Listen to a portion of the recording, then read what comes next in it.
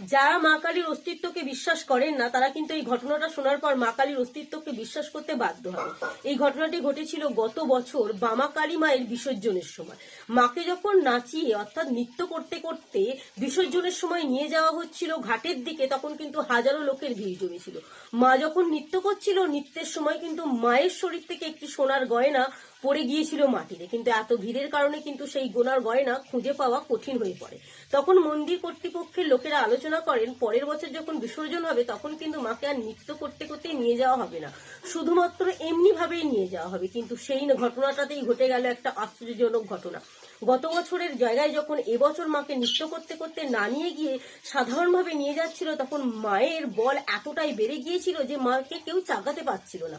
যদিও সবাই মিলে বল প্রয়োগ করছিল মায়ের ওপর, কিন্তু মাও বল প্রয়োগ করছিল কিন্তু বিপরীত দিকে। তখন কিন্তু সকলে বুঝতে পারলো মা নৃত্য না করে কিন্তু বিসর্জনের পথে যাবেন না।